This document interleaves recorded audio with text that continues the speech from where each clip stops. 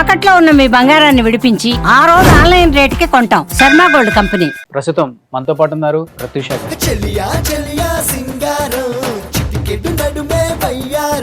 So వాళ్ళ mother పోరాటం ఆపారా, ఇంకా పోరాటం కొనసాగుతూనే ఉందా? ఫైనల్ ఆర్గ్యుమెంట్స్ అవుతున్నాయి. సిబిఐ వాళ్ళకి నోటీసులు ఇష్యూ చేశారు. ఎన్ని సంవత్సరాలు అయిపోయింది? 2011లో వేసామండి సుప్రీంకోర్టులో. 2025లో ఫైనల్ ఆర్గ్యుమెంట్స్. 14 సంవత్సరాలు. నిజంగా ఇలాంటి పోరాటం ఏ తల్లి చేయదేమో. ప్రత్యూషని మీ మధ్య లేకుండా, మీ కుటుంబంలో లేకుండా చేసిన వాళ్ళు మీ ముఖం చూడటానికి చాలా భయం, బాధ, చిన్నతనం ఇవన్నీ కనిపించే ఉంటాయి కదా మీకు? నేను సిగ్గుగా తిరుగుతున్నాను. రాజకీయ నాయకుల దగ్గరికి వెళ్తూ ఉంటారు కదా ఇప్పుడు కూడా. రాజకీయ నాయకుల ప్రలోభాలకి లొంగక తప్పదు, ఇంకా వదిలే ఈ ఫైట్ అని చెప్పిన వాళ్ళు లేరా? ఉన్నారు. ఏమీ చేయలేని పరిస్థితుల్లో మేము చేయాల్సి వచ్చిందమ్మా. ఒకటేసారి నా బిడ్డ కేసులో ఇన్వాల్వ్మెంట్, ఒకటేసారి చనిపోకూడదు. అనుభవించి అనుభవించి అనుభవించి చనిపోవాలి. నేను ఏం చేస్తే ఈ బాధపడుతున్నా జీవితంలో తెలుసుకొని చనిపోవాలని నేను ఎదురు చూస్తున్నాను. న్యాయవాదులకు కానీ, చట్టానికి కానీ, అందరికి కానీ అది నా కూతురుని చంపారు, నాకు న్యాయం చేయండి. చివరిగా చెప్పింది ఏంటి ప్రత్యూష గారు? లిఫ్ట్ దగ్గర బాయ్ చెప్పి పంపించా, అంతే. ఇంకా చంపేశారండి, అల్టిమేట్ చంపేశారు అంతే. కనీసం మీరు బాడీలో ఎక్కడెక్కడ గాయాలని కూడా చూడలేదు? మార్నింగ్ వెళ్ళి పోలీసు వాళ్ళ పర్మిషన్ తీసుకొని మార్చరీ బాక్స్ ఓపెన్ చేసి చూసా. లెఫ్ట్ హ్యాండ్ తోటి ఇక్కడ 4 ఘాట్లు, ఇక్కడ 1 ఘాటు ఇలా పట్టుకొని ఒత్తి నోట్లో పాయిజన్ పోసినట్టుగా ఉంది. అమ్మాయిని ఇష్టం వచ్చినట్టు ఆడుకున్నారు. వాళ్ళ ఇంట్లో ఆడవాళ్ళు ఉన్నారా లేరా, వాళ్ళ తల్లులకు పుట్టినరా లేదా, వాళ్ళకి అక్క చెల్లెళ్ళు ఉన్నారా లేరా, అందరూ ఆడవాళ్ళే వాళ్ళకి. కానీ ఒక ఆడదాన్ని ఇట్లా చేసిండ్రు. అనుభవిస్తారు, తప్పకుండా అనుభవిస్తారు, నేను చూస్తాను. ఇప్పుడు ఇన్ని కార్యక్రమాలు చేస్తున్నారు కదా, ఇవన్నీ డబ్బుతో కూడినవి. అంటే వాళ్ళు ఇన్వాల్వ్ అయ్యి మేము ఉంటాం మీకు తోడుగా అని చెప్పిన వాళ్ళు అంటే ఎవరని చెప్తారు? అప్పుడు చిన్న శ్రీశైలం యాదవ్ గారు కూడా అందించారు. ఇప్పుడు అన్న అని చెప్పేసి ఎవరన్నా వస్తే ముందు అన్నం తిన్నావా అని అడిగారు. తినలేదన్న. ముందు తినరా బాబు, ఇక్కడ అన్నం తిని రా, అప్పుడు నీ కష్టం ఏదో నాకు చెప్తూ పో, ముందు తినరా పో అని. అలాంటి వ్యక్తి ఆయన.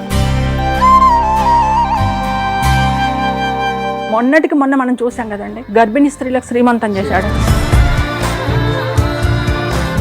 ఒక అన్నగా ఆశీర్వాదం ఇచ్చి శ్రీమంతం చేసి వాళ్లకు పసుపు కుంకుమ సారెలు పెట్టి పంపించాడు. ఎవరు పంపిస్తారండి? వాళ్ళు చేసిన మంచి కార్యక్రమాలే నవీన్ని గెలిపిస్తాయి అంటారు మీరు? తప్పకుండా గెలిపిస్తాయండి. పిసిసి ఇన్ఛార్జ్ అన్నారు, 1కి 4 సార్లు మేము సర్వే చేయించినా, ఎంతమంది క్యాండిడేట్ల మీద చేయించినా నవీన్ యాదవ్ పేరే ముందొస్తుంది. ఎన్ని ఓట్ల మెజార్టీతో గెలిచాడు అనిపిస్తుంది? అంటే నేను పార్టీల పరంగా చెప్పట్లేదండి, కానీ మంచి మెజార్టీతో తప్పకుండా గెలుపు అనేది నవీన్ యాదవ్ గారితో. Hi, hello, welcome to Suman TV. నేను మీ రోషన్. సో ప్రస్తుతం మనతో పాటు ఉన్నారు మనందరికీ ఎంతో ఇష్టమైన నటి ప్రత్యూష గారు.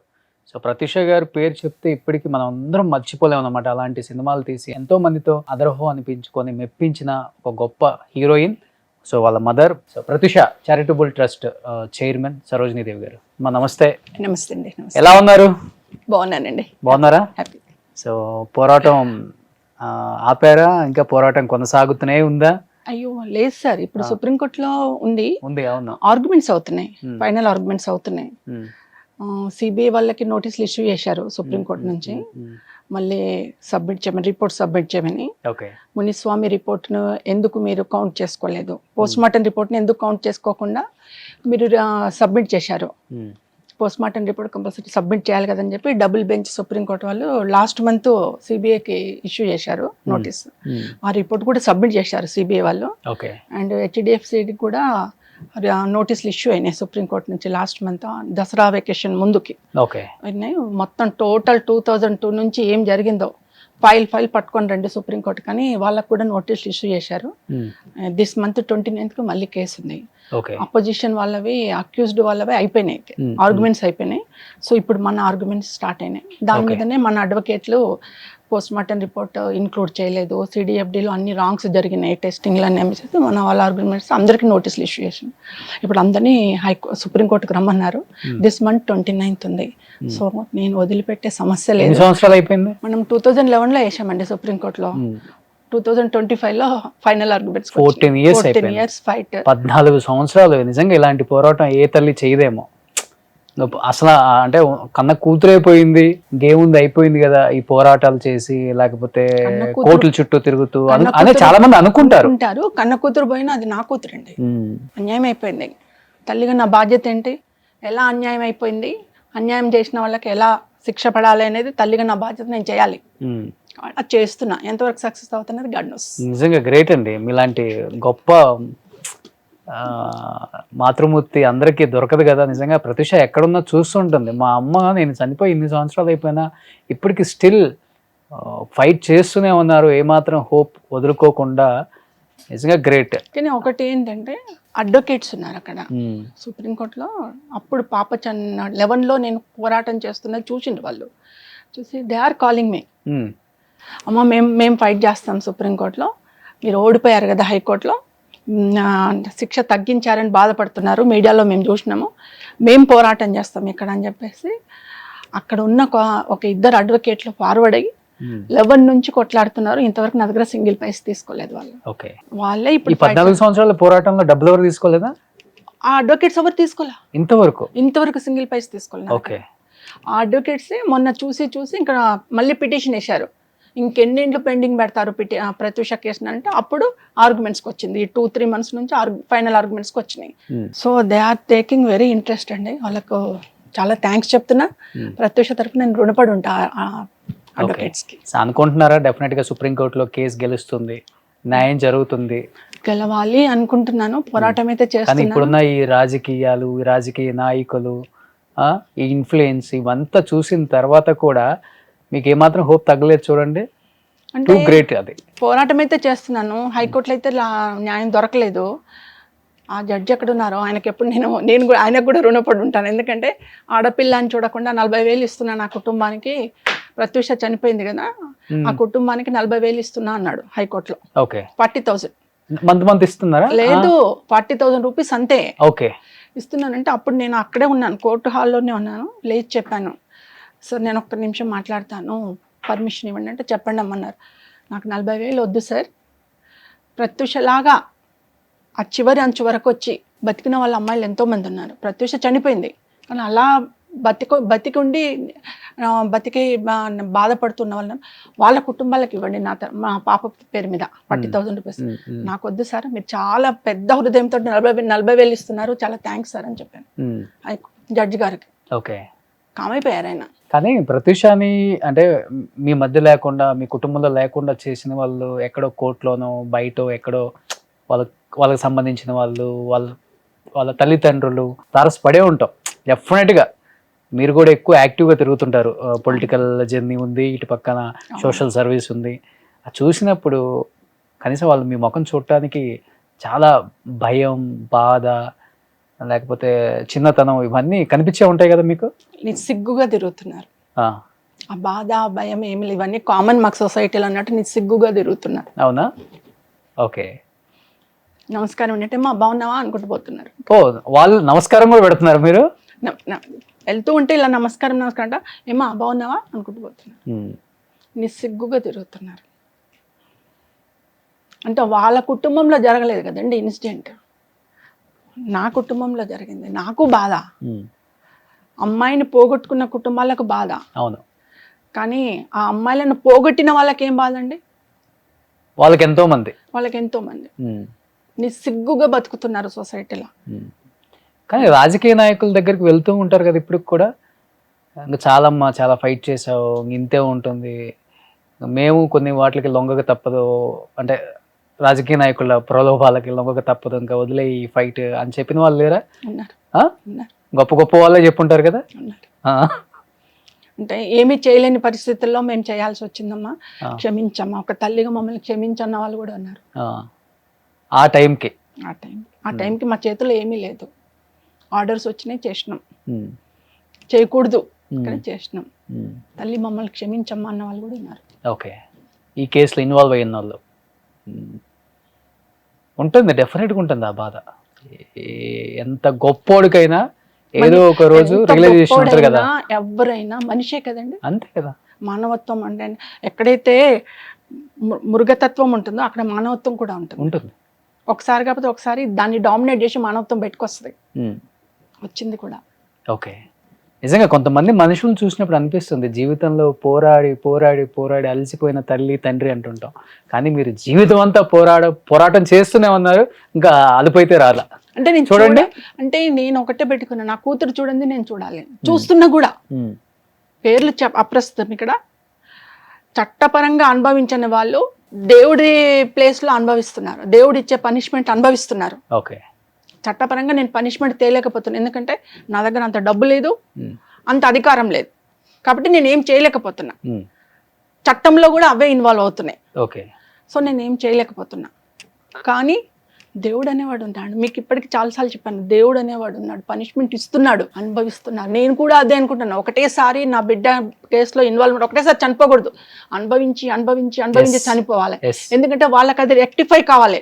నేను ఏం చేస్తే ఈ బాధపడుతున్నా, ఈ మానవ శరీరంతో ఇంతగా బాధపడుతున్నా అనేది వాళ్ళ జీవితంలో తెలుసుకొని చనిపోవాలని నేను ఎదురు చూస్తున్నా.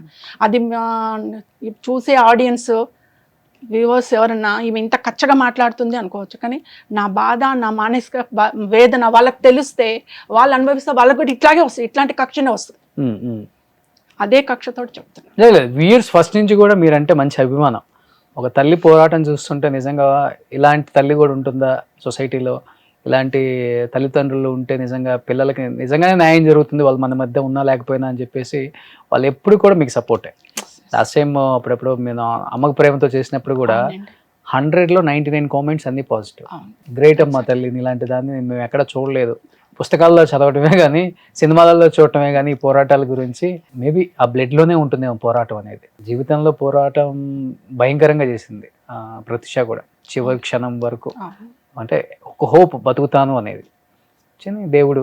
కానీ మీరు చిన్నప్పుడు అంటే మీరు ఈ పోరాటం చూస్తుంటే తను చిన్నప్పుడు పెంచిన విధానం గుర్తు వస్తుంటుంది అందరికి. తను మాకు చిన్నప్పుడే ఇంట్లో మా హస్బెండ్ వెళ్ళాడండి, అందుకని తన రెస్పాన్సిబిలిటీ తీసుకునేది చిన్నప్పటి నుంచి. తను అంటే మమ్మీకి నేనే సపోర్ట్, ఇంటికి పెద్దదాన్ని నేను, మమ్మీకి నేనే సపోర్ట్, డాడీ లేడు, సపోర్ట్ నేనే ఉండాలని ఒక ఎయిమ్ తోటి, ఒక రెస్పాన్సిబిలిటీ తోటి పెరిగిన అమ్మాయి.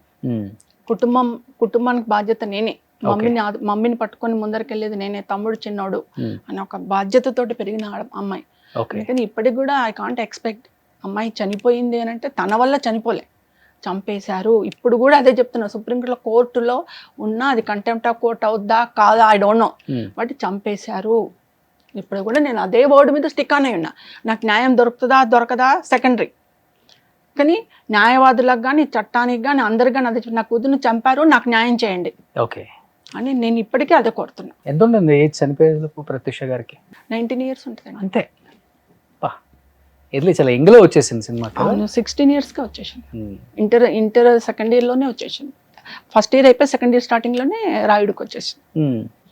కానీ 3 yearsలో రూల్ చేశారండి. 3 yearsలో ఇన్ని సినిమాలు చేయొచ్చు, ఇంత పెద్ద సూపర్ హిట్ చేయొచ్చు. వన్ మినిట్ కూడా వేస్ట్ చేసుకోలేదు తను.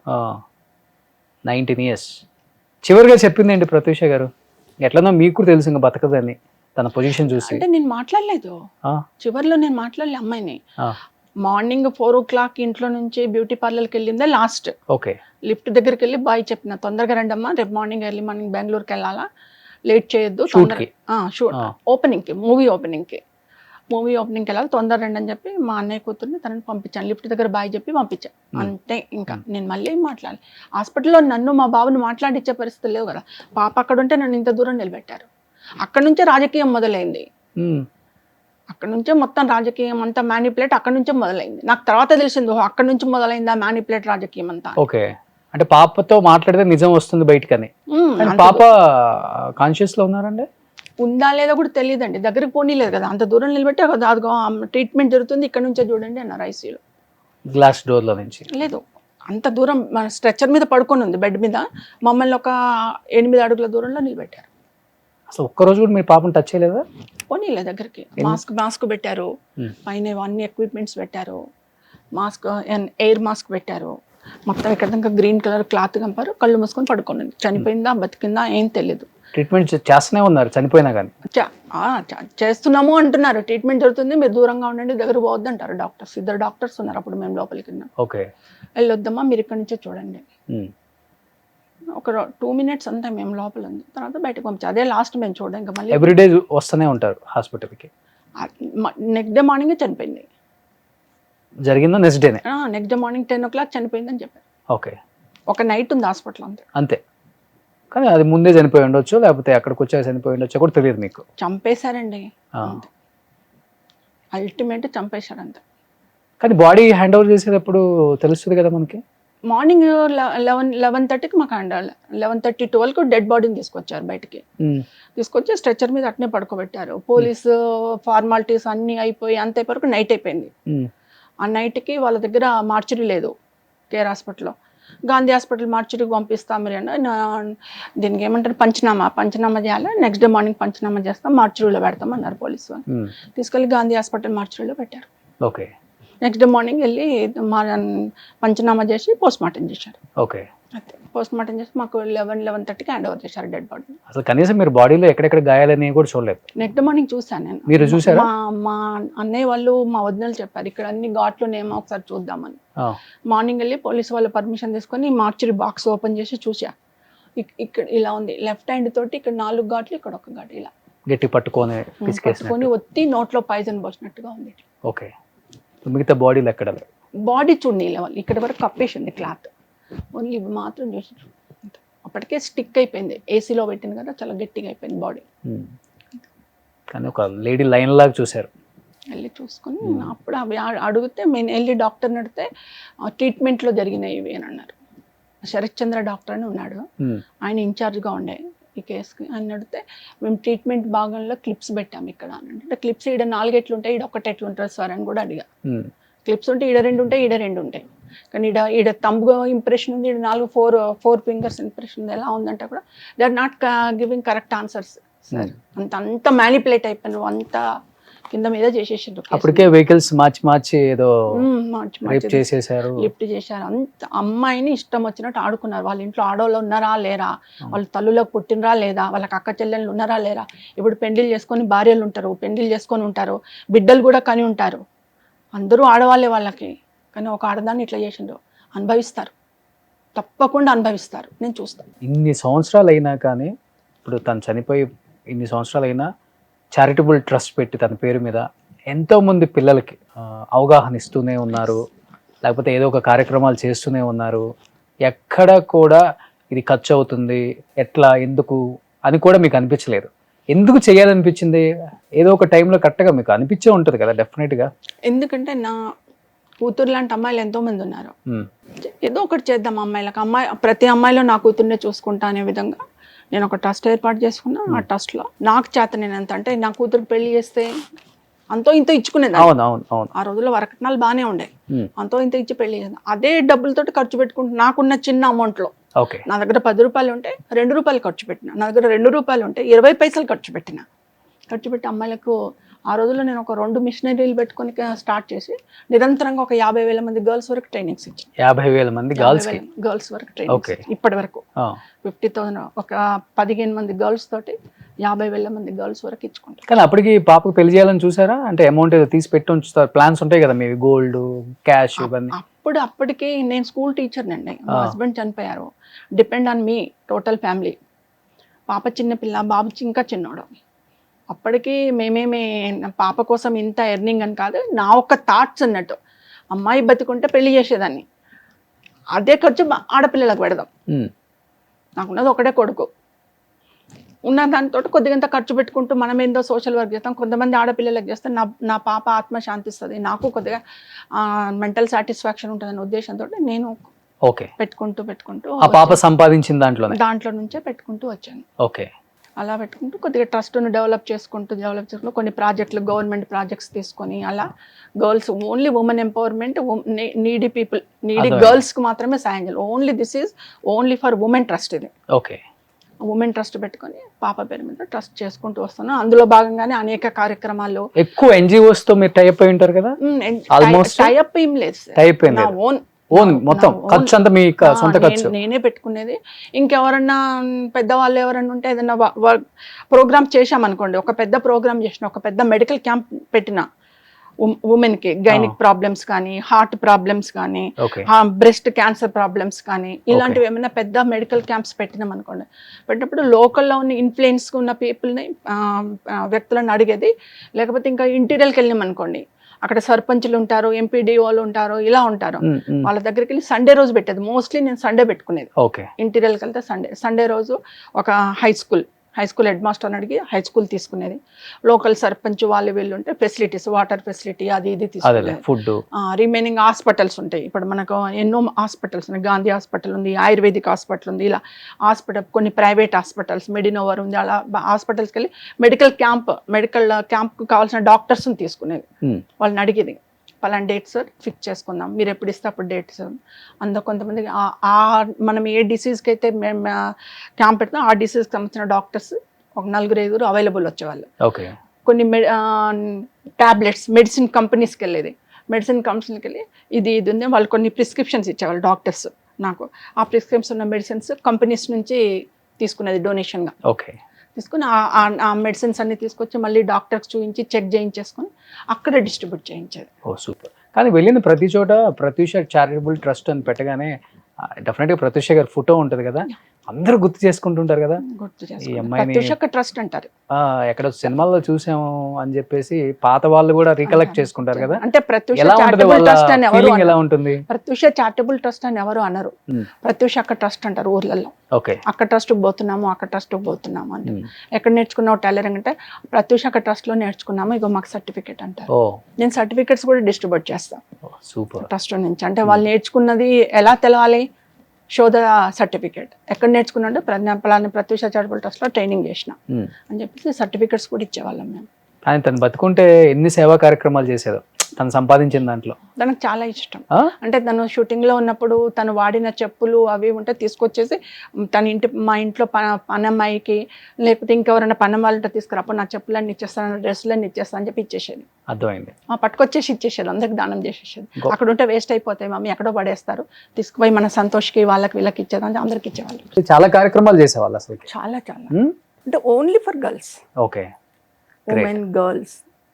కానీ ఇప్పుడు సెంట్రల్ గవర్నమెంట్ ప్రాజెక్ట్స్ ఉన్నాయి. FCC ఫ్యామిలీ కౌన్సిలింగ్ సెంటర్ కూడా మెయింటైన్ చేశా. Nearly hundreds of families set చేశా. కానీ ఎప్పుడన్నా అనిపిస్తుంది మహానటి సినిమా చూసినప్పుడు ప్రత్యూష ఒకవేళ అప్పుడు ఆ సినిమా తీసుకుంటే ప్రత్యూషని హీరోయిన్ గా తీసుకునే వాళ్ళు ఆ సినిమా కనిపించింది. ఆమెకుండే అలానే ఉంటది ఒక ట్రెండ్, ఆమెకు మంచి క్యారెక్టర్లు చేయాలని ఉండే. ఆమెలో ఊహ చేసిన క్యారెక్టర్ ఒకటి ఉండే ఆమెకు. ఎప్పుడైనా వస్తే మమ్మీ నేను ఇలాంటి క్యారెక్టర్ నేను ఎప్పుడైనా సరే ఊహ మేడం లాగా చేయాలి. నేను శ్రీదేవిది ఒకటి ఉండింది, కమల్ హాసన్ ఉంటారు అందులో, ఆ క్యారెక్టర్ ఒకటి. ఈ 2 క్యారెక్టర్లు చాలా ఇంట్రెస్టెడ్ గా ఉండేది. ఈ 2 క్యారెక్టర్లు ఎప్పటికైనా సరే నేను మంచి హీరోయిన్ అయిన తర్వాత ముందు ఈ 2 క్యారెక్టర్లు చేస్తాను. ఎక్కువ ఏ హీరోయిన్ ఇష్టపడతారా? శ్రీదేవి గారు. ఎప్పుడైనా ఖాళీగా ఉంటే మొబైల్ ఇలా మిర్రర్ పెట్టేసుకొని ఒక రూమ్లో మిర్రర్ పెట్టించేసిన, ఒక చైర్ తీసుకుపోయి వేసేసుకొని ఆ మిర్రర్లో చూసుకుంటూ శ్రీదేవి ఆహభావాలు చేస్తూ ఉండేది. మొబైల్లో చూసుకునేది ఇలా చేసేది, మొబైల్లో చూసుకునేది ఇలా చేసుకునేది. సూపర్. కానీ ఇప్పుడు ఇన్ని కార్యక్రమాలు చేస్తున్నారు కదా, ఇవన్నీ డబ్బుతో కూడినవి. ఇప్పుడు మీ దగ్గర ఉన్న ఫండ్తో చేయాలంటే చాలా చాలా కష్టం. మీరు చెప్పినట్టుగా చాలా మంది హెల్ప్ కూడా అవసరం, ముఖ్యంగా పొలిటీషియన్స్ లేకపోతే కొంచెం బిజినెస్ అలాంటి వాళ్ళది చాలా ఇంపార్టెంట్. ఇప్పుడు హైదరాబాద్లో కూడా మీరు ఎక్కువ చేస్తుంటారు కాబట్టి ఎక్కువ అంటే మీరు చేస్తున్నారు, మా వాటితో టైప్ అవుదాం, లేకపోతే మీ వాటికి మా సపోర్ట్ కావాలంటే ఇస్తామని చాలామంది చెప్తూనే ఉంటారు కదా. చాలామంది బిజినెస్ వాళ్ళు చేస్తున్నారు. అలా ముందుకు వచ్చి అంటే వాళ్ళు ఇన్వాల్వ్ అయ్యి మేము ఉంటాం మీకు తోడుగా అని చెప్పిన వాళ్ళంటే ఎవరని చెప్తారు? నా వరకు నేను కొన్ని ఫిలిం ప్రోగ్రామ్స్ కూడా చేశాను. అంటే ప్రత్యూష చారిటబుల్ ట్రస్ట్ అవార్డ్స్ కూడా చేశాను. స్మాల్ స్క్రీన్ చేశాను, బిగ్ స్క్రీన్ చేశాను. ఇప్పుడు చేస్తున్నారా? ఒక 4-5 years నుంచి ఆపాను. అంతకుముందు బాగా చేశాను. ఎవ్రీ 2 years ఒకసారి ఇచ్చాను.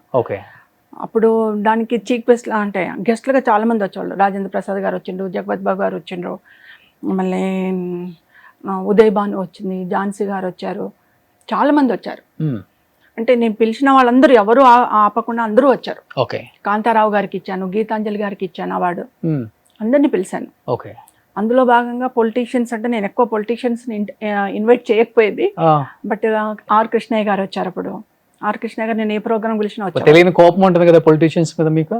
అలా అని కాదు, ట్రస్ట్ అంటే ఒక ఎన్జిఓ, ఓకే, వై ఇన్వాల్వ్డ్ అన్నట్టుగా. నేను ఏమైనా సినీ ఫీల్డ్ మేము ఒక అంటే నేను ఇప్పటికీ చాలా గ్రేట్గా పిలుచుకుంటాను. ఈరోజు మా కుటుంబానికి పేరు ఉంది అని అంటే సినిమా, నేను ఇంతవరకు గర్వంగా చెప్పుకున్నది నేను ఒక సినిమా కుటుంబం, మాది ఒక సినిమా కుటుంబం. ఓకే. నేను ఇప్పుడు కూడా అదే గర్వంగా చెప్పుకుంటా. మేము ఒక ఫిలిం కుటుంబం, అందరము కలిసి ఉండాలి, అందరికీ ఒకరికి మ్యూచువల్గా ఒకరికొకరు రెస్పెక్ట్ తీసుకోవాలనే భావంతో ఉంటాను నేను. అదే మంచితనంతో ఈరోజు ఫీల్డ్లో కూడా నేను అదే మంచితనంతో మూవ్ అవుతున్నా. ఓకే. అందులో భాగంగా నేను ఎవరు పిలిచినా వస్తారు, గెస్ట్గా వస్తారు. ఇప్పుడు సంఘాల నుంచి అంటే ఆర్ కృష్ణ గారు నేను ఎక్కువ ఇన్వైట్ చేసుకునేది, ఆయన వచ్చారు. అందులో భాగంగా హైదరాబాద్లో కొంతమంది వెల్ నోటెడ్ ఇలా మాలాగా సోషల్ వర్క్ చేసేవాళ్ళు, మాలాగా పబ్లిక్లో మింగిల్ అయ్యి పబ్లిక్ సాయం అందించేవాళ్ళు, పబ్లిక్ అందుబాటులో ఉండే వాళ్ళని కూడా నేను పిలిచాను. అందులో ఇప్పుడు ప్రజెంట్ జూబ్లీహిల్స్ క్యాండిడేట్గా ఉన్న వాళ్ళ తండ్రి నవీన్ యాదవ్ గారు తండ్రి గారు చిన్న శ్రీశ్యామ్ యాదవ్ గారిని కూడా ఇన్వైట్ చేసిన. వాళ్ళు అనేక కార్యక్రమాలు చేస్తుంటే కూడా నన్ను కూడా పిలిచారు, నేను కూడా వెళ్ళిన. 2002 పాప చనిపోయిన తర్వాత నేను అనేక మందితో మింగిలాను. అప్పుడు మనకు కంబైన్డ్ ఏపీ ఉండే, నేను ఒక తెలంగాణ అనకుండా రామచంద్రాపురం, కాకినాడ, గుంటూరు, విజయవాడ, ఇటు అనంతపూర్, రాజమండ్రి ఇవన్నీ తిరిగాను సోషల్ యాక్టివిటీస్లో. ఇక్కడైతే వరంగల్, నల్గొండ, రంగారెడ్డి, ఆదిలాబాద్, కరీంనగర్, నిజామాబాద్ ఇవన్నీ తిరిగా. అంటే ఎక్కడ ఆగకుండా మొత్తం ఆంధ్రప్రదేశ్ అంతా నాది అనుకుని నేను తిరిగా. అందరికీ ప్రత్యూష తెలుసు, ఎక్కడ ఏ అమ్మాయి ఉన్నా ఆ పద్ధతితో మనం ఆదుకోవాలా, నాతో అయినంత సాయం చేయాలని చెప్పి నేను మొత్తం ఏపీ మొత్తం తిరిగినప్పుడు. అందులో భాగంగానే హైదరాబాద్లో కూడా అనేక కార్యక్రమాలు చేసిన. అప్పుడు చిన్న శ్రీశైలం యాదవ్ గారు కూడా మంచి కార్యక్రమాలు చేస్తున్నామమ్మా, నువ్వు ముందరికెళ్ళు, నీకేమైనా సహాయ సహకారాలు కావాలంటే మా లాంటి వాళ్ళం మేము సహాయ సహకారాలు అందిస్తాము. అందించారు. ఓకే. కొన్ని అంటే ఏమన్నా అన్నదానాలు చేయాలన్నా ఏదన్నా చేయాలన్నా నాకు చేశారు. ఓకే. కానీ నేను ఆయన ఇంటికి వెళ్ళినప్పుడు అప్పుడు ఇంత డెవలప్మెంట్ లేదు కదా ఆ కాలంలో. సో నేను ఆయన ఇంటికి వెళ్ళినప్పుడు ఆయన ఇంటి పక్కనే ఆయనది ఇప్పుడు ఏదైతే యూసుఫ్ కూడా ఆఫీస్ ఉందో అదే ఫంక్షన్ హాల్గా ఉండే. ఇప్పుడు మీరు దాని వెనకకు చూస్తే, ఇప్పుడు ఆఫీసు ఎండ్ అయిన వెనకకు చూస్తే పెద్ద వంటశాల ఉంటుంది ఇప్పుడు కూడా. ఓకే. ఆ కాలంలోనే పెద్ద పెద్ద అండాలు పెట్టేసి కిలోల కొద్ది, బస్తాల కొద్ది వంటలు అవుతూనే ఉండేది అక్కడ. ఫుట్పాత్ల మీద చిన్న చిన్న బిజినెస్ చేసుకునే వాళ్ళు రోజు కూలీవారిగా అడ్డాల మీద నిలబడి లేట్ అయిపోతే వచ్చి తినేవాళ్ళు. కొంతమంది పేద మహిళలు వస్తే ఇస్తరాకులు పెట్టేసి పెట్టేవాళ్ళు పెడుతూనే ఉండేవారు, తినేసి మంచిగా కడుపు నిండి నీళ్ళలాగే వెళ్ళిపోతూనే ఉండేవారు. సాయంకాలం వరకు అలా జరుగుతూనే ఉండేది అక్కడ ప్రతిరోజు. ఆయన ఫంక్షన్ హాల్లో 24 గంటలు భోజనాలు పెడుతూనే ఉండేవారు.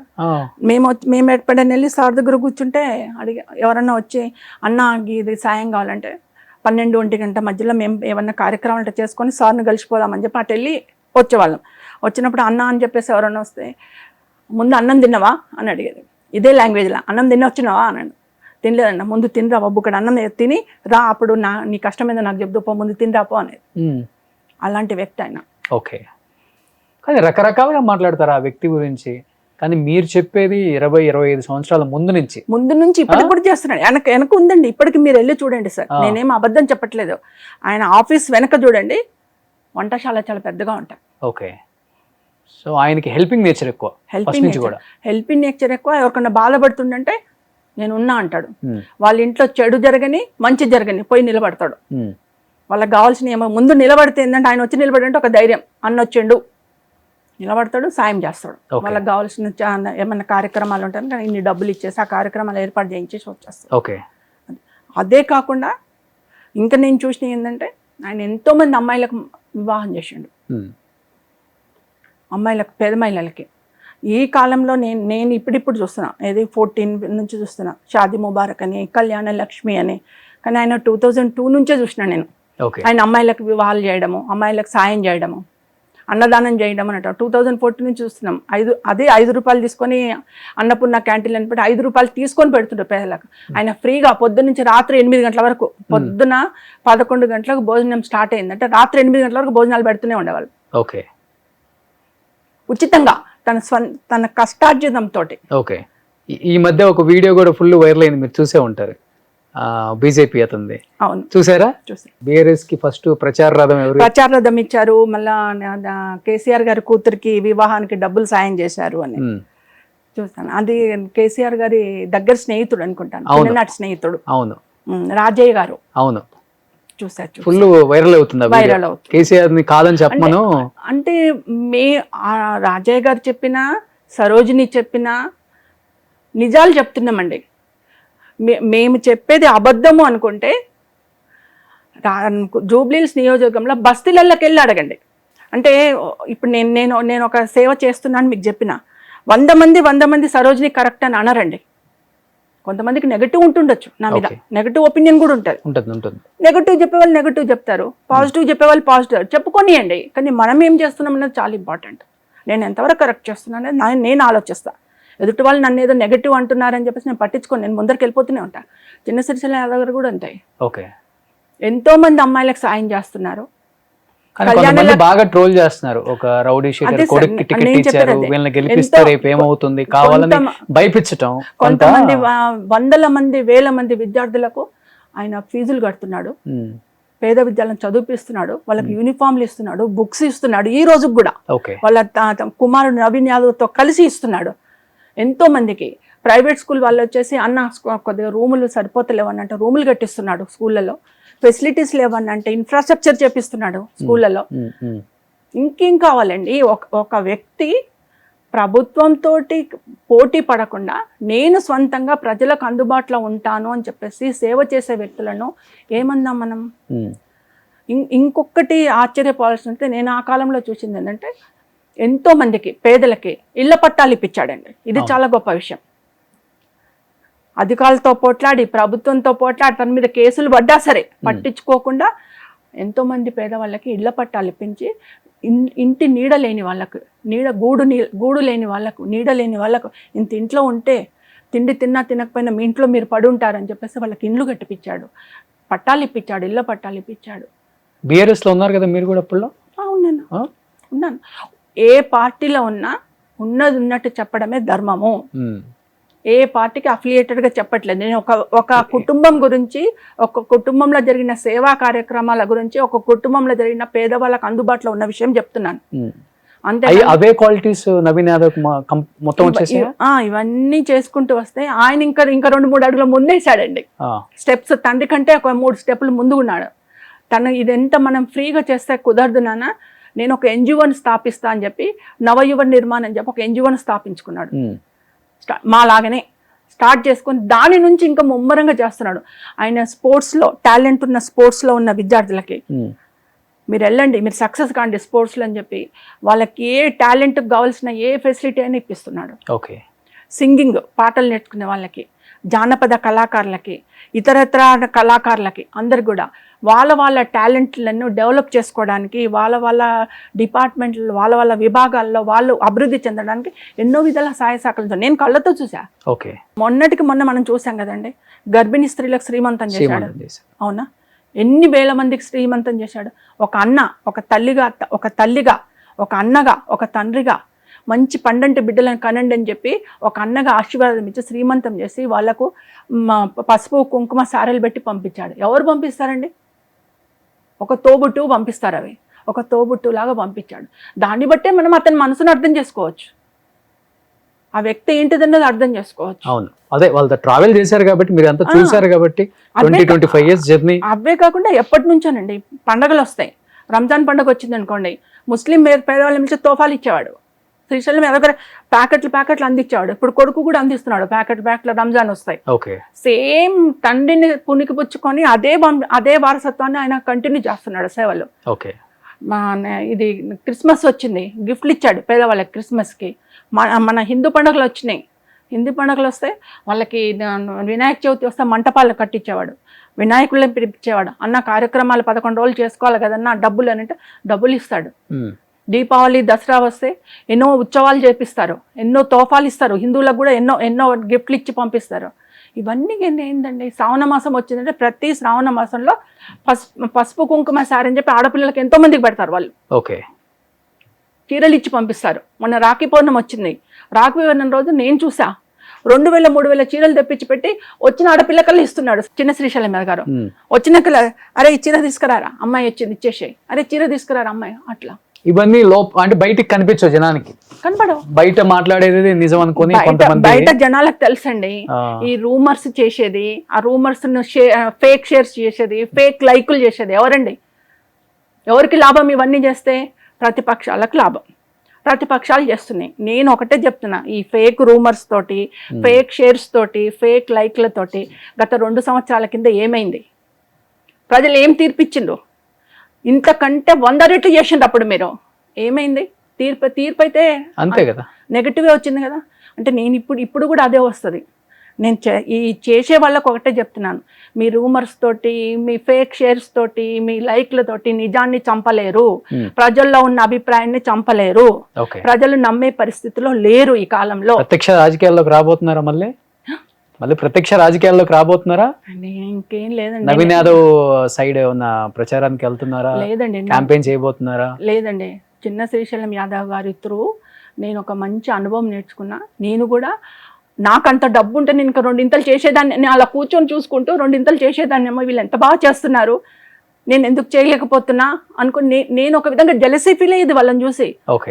ఎంత సాయం చేస్తున్నారు, అన్నా అన్నా అన్నా అని చెప్పి ఎట్లా వస్తున్నారు వీళ్ళ దగ్గరికి. అది నేర్చుకుని ఈ రోజు నేను నన్ను అమ్మ అమ్మ అనిపించుకుంటున్నాను వాళ్ళని చూసి. సో వాళ్ళు చేసిన మంచి కార్యక్రమాలే నవీన్ని గెలిపిస్తాయి అంటారు మీరు? తప్పకుండా గెలిపిస్తాయండి. నేను చాలా చూస్తున్నాను సోషల్ మీడియాలో కూడా అందరు నవీన్ అన్న అని ఎందుకంటున్నారంటే యూత్ గర్ల్స్, ఎంతమంది గర్ల్స్ పెడుతున్నారు, ఎంతమంది బాయ్స్. నవీన్ అన్న ఎందుకంటుండండి మీరు చెప్పండి. ఎప్పుడు అందుబాటులో ఉంటాడు నవీన్ అన్నాను ఎందుకంటున్నారు? అంటే నేను కూడా చూసింది కళ్ళతో కొన్ని అందుబాటులో ఉంటాడు అందరికి. పిల్లలు కడుపు నిండా అన్న అని పిలుచుకుంటున్నారు. నవీన్ అన్న గెలుస్తాడు, అన్న నవీన్ అన్న అని అంటున్నారు. ఎందుకంటున్నారు అంటే ఆయన వాళ్ళకి అందుబాటులో ఉన్నాడు.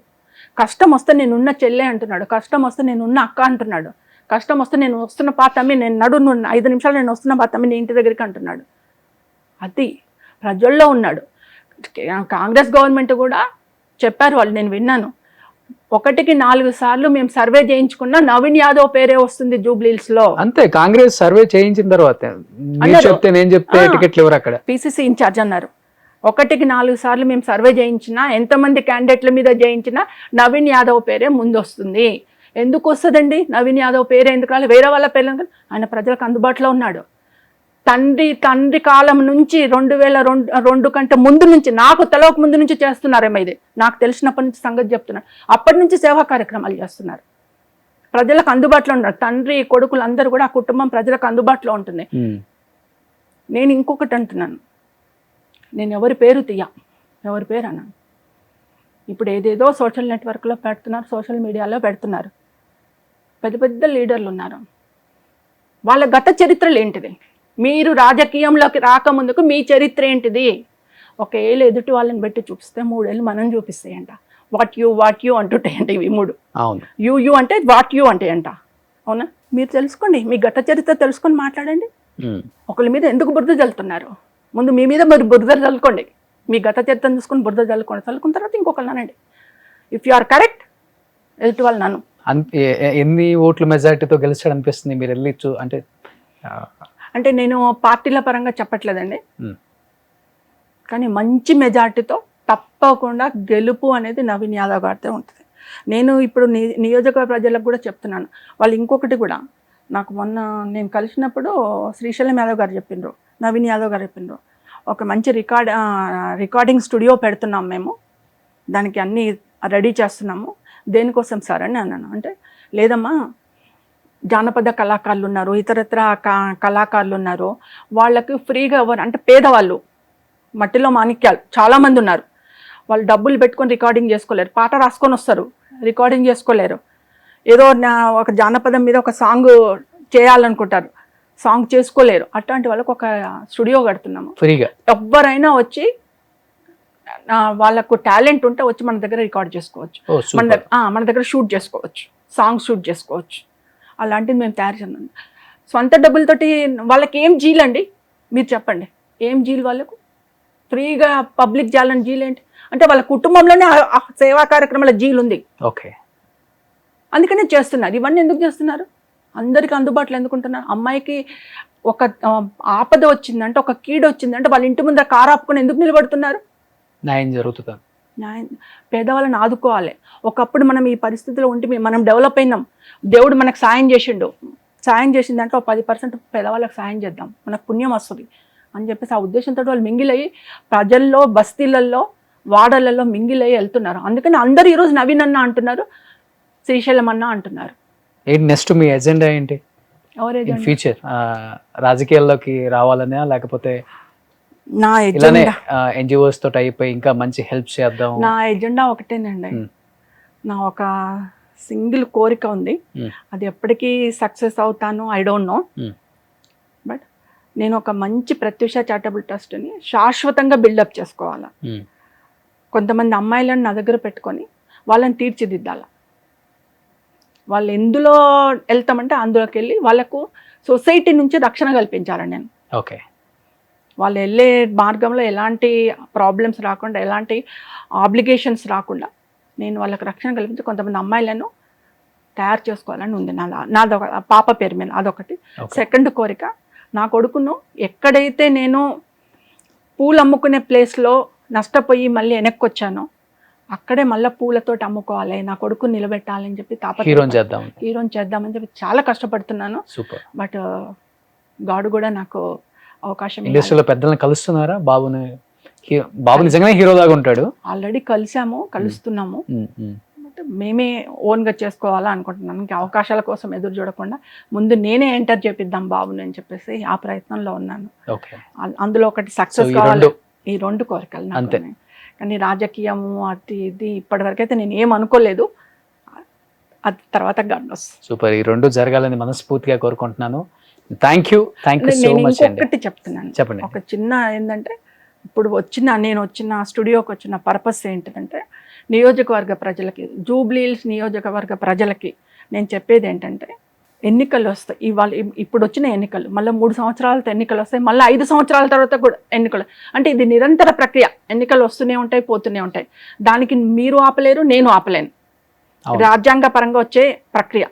కానీ మనం ఎన్నుకునే నాయకుడు ఎవరు, ఎలాంటి వాళ్ళని ఎన్నుకోవాలా, ఆ వ్యక్తి మనని ఎంతవరకు ఆదుకుంటుండు, భవిష్యత్తులో మనని ఎంతవరకు ఆదుకుంటాడు, మన బతుకులను ఎలా బాగు చేస్తాడు, మనకి ఎప్పుడు ఏ రాత్రి ఏ పగలైనా ఎలా అందుబాటులో ఉంటాడు, మన నియోజకవర్గాన్ని ఎవరు అభివృద్ధి చేస్తారు అంటే గతంలో చూడలేని అభివృద్ధిని, ఇక ముందు మనం సంతోషపడేలా చేసే అభివృద్ధిని ఎవరు చేస్తారు, బాగా ఆలోచించండి అమ్మా. మీకు అందుబాటులో ఉన్న వ్యక్తిని, మీకు ప్రజలలో ఉన్న వ్యక్తిని, మీ కష్టాలలో నేను వచ్చి ఉన్నాను అని నిలబడే వ్యక్తిని ఎన్నుకోనండి, నాయకుడిగా గెలిపించుకోండి, నియోజకవర్గాన్ని అభివృద్ధి చేసుకోండి, మీ బతుకులను కూడా బాగు చేసుకోండి అని చెప్పేసి తెలియజేస్తున్నాను. Thank you.